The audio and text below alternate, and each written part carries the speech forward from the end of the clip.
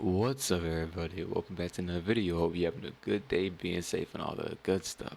For today, we have for you is 100 men versus one gorilla. Everything you need to know. Let's get into the video. Hit the like button, hit the sub. Video we link in the description down below.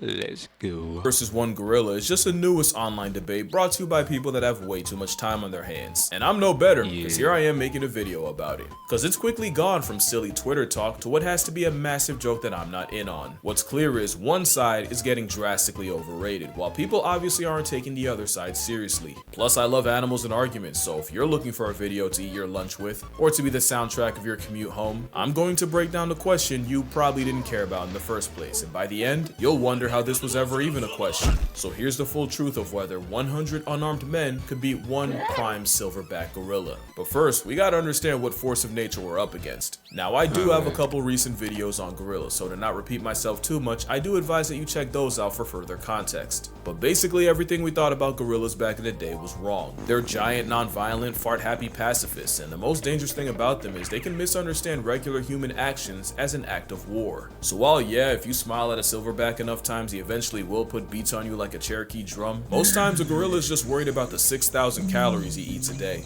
And thank the stars for that. Gorillas are built like the developer had something to prove. They took the human model and said, drag to resize. The result is an alpha ape with a stronger bite force than a grizzly, allegedly, hands that can crush a crocodile's skull, allegedly, and just strength that we really have no way to truly comprehend. That man fully didn't plan to get casually ragdolled, but plans are always subject to change when you're around the prime ape. Gorillas might default to peace, but life is multiple choice. The question is, what kind of carnage comes when they choose violence? It's hard to imagine what a fully malice-motivated gorilla can do because it takes a lot for them to get to that point. The first phase of conflict involves using body language and gestures to send a message before hands even have to be thrown. Okay, I do want to say this too. It's like, yeah, we really don't know how like crazy, fully angered, adrenaline pumping gorilla will go. We seen apes, chimps, and gorillas, take people off the map. Take people off the senses. Go ahead and meet our Lord real quick, but we never really seen them like go all out type stuff.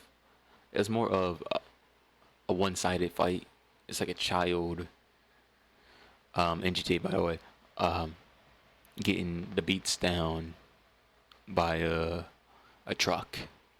Yeah. For an animal that can spend over 12 hours a day eating, wasting calories on fights is poor resource management. The second phase of escalation usually involves pushing, grappling, and screaming in really short bursts. Gorillas fight the way they fuck. What I mean is, the phase they run are like how they're hung. Crazy. Not long at all. Because again, most times gorillas don't actually want to fight. But what about when they do? Yeah, that would be phase 3, and that usually happens when two silverbacks throw down for control of a group. Losing such would mean losing the 3 F's: food, family, and the FCC won't let me finish, but stakes can make these fights to the death, and here's where we can see what gorillas are truly capable of. I found a research paper that detailed the injuries sustained in gorilla-on-gorilla fights, and based on that, you see a pattern. Those teeth are for more than just undressing trees, and losers are often found with lacerations and puncture wounds all over the body. And unlike a leopard, which leaves small puncture wounds, the canines of a gorilla cause large gaping tears in victims. Even if the gorilla's bite strength has been exaggerated, which we will get into, even lowballing them puts them at the level of a hyena. One gorilla named Inshuti had his foot completely crushed with the tips of his fingers and ear bitten off. Gorillas also use their arms, not really to punch but to use as battering rams, and they've also been known to pull chunks of hair out with their hands. So safe to say, a gorilla's stiff arm to the back would crack your constitution like a glow stick and could dislocate or break human bones by accident. And with many victims also recorded with bite wounds to the face, you'd probably be able to unlock your iPhone from 20 feet away after a gorilla puts jaws on you.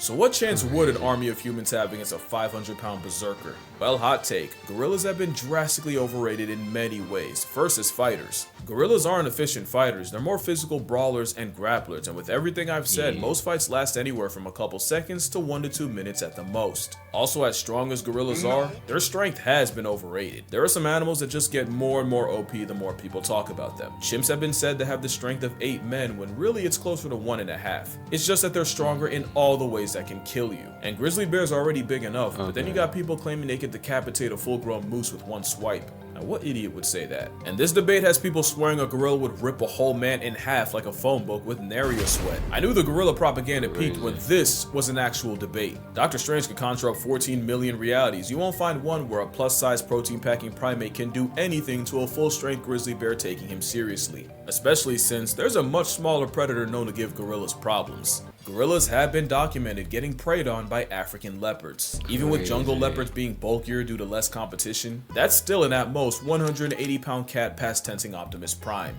Now let me be fair, these are rare and leopards usually go for hoofed animals, wild pigs, and monkeys. Gorillas are actually too big. That is insane, bro. That is insane. Bro, you seen that?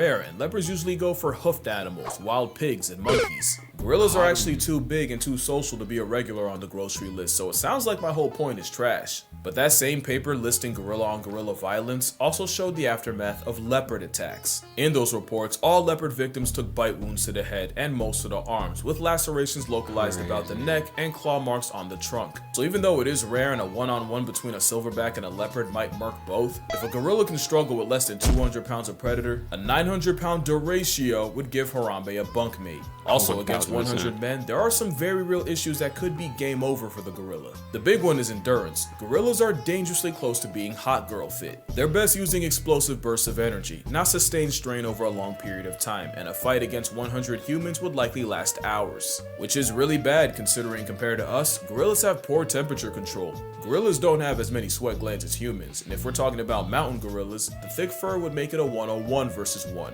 The men and the risk of heat stroke. That is if the ape doesn't just have a heart attack. Cardiovascular disease is the leading cause of death in gorillas in zoos, and 70% of male gorillas in zoos suffer from heart disease that'll past tense them prematurely. Now that might just apply to zoo gorillas, but it's still a factor. Another is the very temperament of the gorilla is highly non-confrontational. They're more likely to run away than run a fade. But most importantly, the brawling, grappling build is not a good combat style against multiple enemies. We know that cause there's another African predator that's been giving gorillas hell, and you may not have even realized it. And it's weird because for a while, gorillas and chimpanzees seem like they were on good terms. They've been recorded foraging together, and they'll even have their version of primate playdates. That all changed when the chimps started chimping. A couple years ago in Luongo National Park, scientists witnessed a gang of 18 chimps jump a gorilla family of 5. That's 3 females, 1 baby, and a silverback. The turf war lasted an hour, and even with the silverback apparently testing ragdoll physics, throwing chimps in the air, and even managing to injure 3. Eventually he was surrounded and chased off by 9 chimps. The adults got away, but the chimps managed to snatch the baby gorilla of the group, which was promptly eaten. The second attack involved 27 chimpanzees and 7 gorillas, and this time, the silverback made a business decision and immediately climbed out of the trees and fled the scene. Yes, comparing chimps to humans is comparing durians to jackfruit. The moral here is the one gorilla can not only be overwhelmed, but neutralized by numbers. Because if there's one thing that's being dangerously underrated, it's the power of friendship. Don't laugh, I'm serious. True. If you remember this picture, then you know this was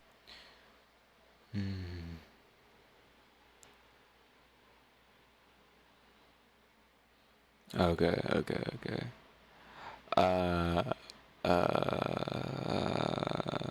Yeah. the 100 Men, 1 Gorilla of 2018. It's pretty self-explanatory. Everything here is coming for your life except the 2 you pick to run defense for you. And I'm just gonna kill the suspense. If one of those picks isn't the 10,000 rats, you have no idea how big 10,000 is. Add eagles for aerial support and the rest of the field would have over 200 rats to deal with each. And it's cause the power of plurality is one of the most broken strategies in nature. True. Mobbing refers to an anti-predator behavior where prey animals approach, harass, and sometimes attack their own predator. It's how one animal can shift an almost impossible matchup in their favor. One hyena. Oh, especially having the birds with you can give you some good at least some good aerial, and having the rats on your team as well. The rodents with you on your team will give you some good ground, ground, sonar, you know what I mean? So I think those 2 would be definitely good picks for mapping out the terrain, and not only that, but you know, numbers. I'd rather not fight 10,000 or 1,000 of them. You know, yeah, yeah, rather not. If I had a flamethrower, maybe, but other than that, nah, nah. Cause even the flamethrower would take a little while for them to even die, and at that point they running at me. Hell nah, I'm good.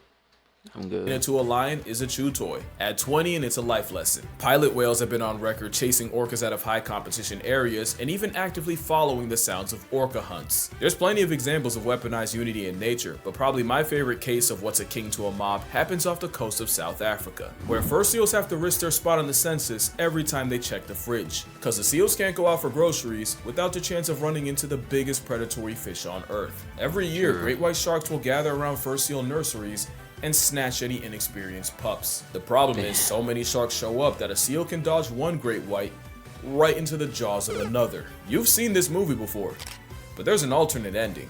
Scientists have recorded fur seals squatting up into one giant group and using their numbers to turn on the sharks closing in. And as the mob gets bigger, the seal force gets more confident, leading to them escorting the 20-foot assault submarines back out to sea. So with all this, now it doesn't seem like a stretch to favor 100 men over just one gorilla. You could argue that the seals and the other mob merchants aren't actually getting physical with their final boss. That's true, everyone's asking if 100 men could off a gorilla, no one's asking how. Well, that's why I'm here. But first, obligatory, don't try this on a gorilla, or at least don't blame me for the consequences if you do.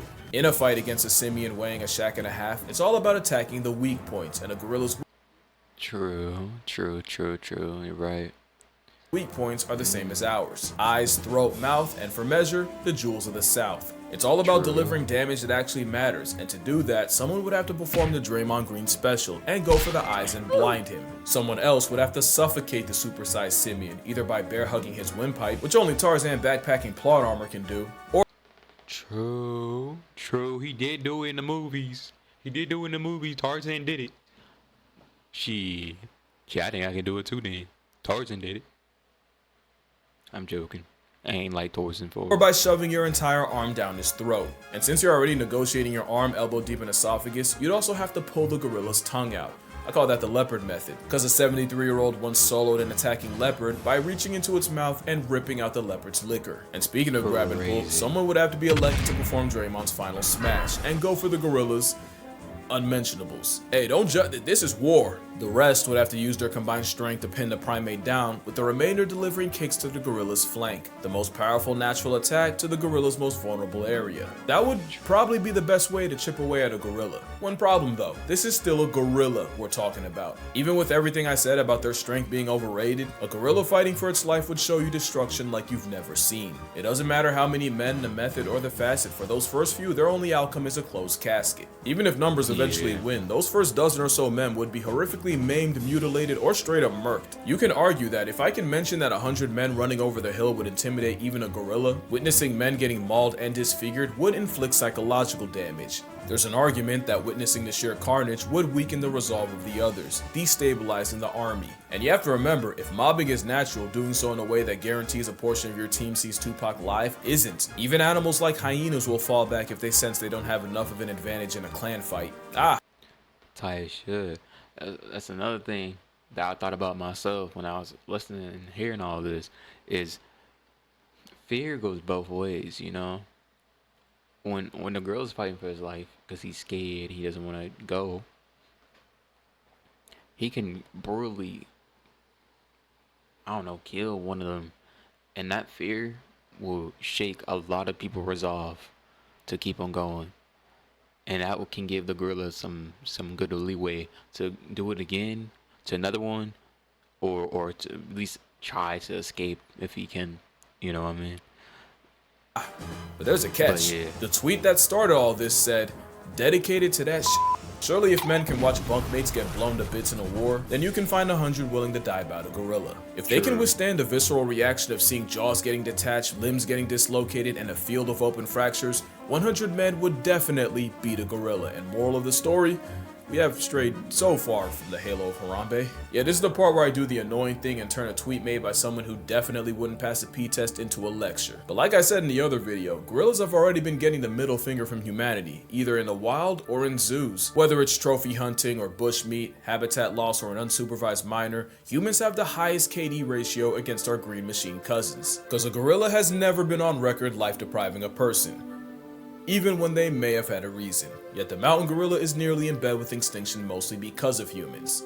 But not all humans. Some dedicate their entire lives to the welfare of this giga ape, which is why I will be donating to Virunga National Park. Not only do they treat and protect the gorillas there as family, they often have to risk their lives regularly going against poachers. That and the fact that I made a video detailing how to murk an endangered species makes my soul itch, so link down below if you'd like to donate as well. I'm not kidding when I say they're family. This man was seen comforting one of his young gorillas after his mother died. And fun fact, Virunga National is where we got this gem. But yeah, that's gonna do it for this video. Fun little video that nobody should take seriously. Nah, but I think I'm gonna start doing the animal versus animal face-off videos again, so let me know what animal matchup you'd like to see me yap about. There's one I've been wanting to get into for a while. Friendly reminder that I have a book, 100 Animals That'll Bleeping End You. I'd say more, but the name's no marketing. Also, I have a Patreon, but reminder that your money's probably just gonna buy me lunch, so don't spend a check unless you've always wanted to indirectly feed me Wendy's. Or you might just fund my next trip. I mean, all this talk about gorillas, who knows? Maybe I'll go see one. Ooh. Oh, shit. But yeah, drink water, Nice hug though. your mother. Please don't gang up on a gorilla. They've been through enough. And I'm gonna see y'all in the next one. Okay. Other than that, wait, hold on.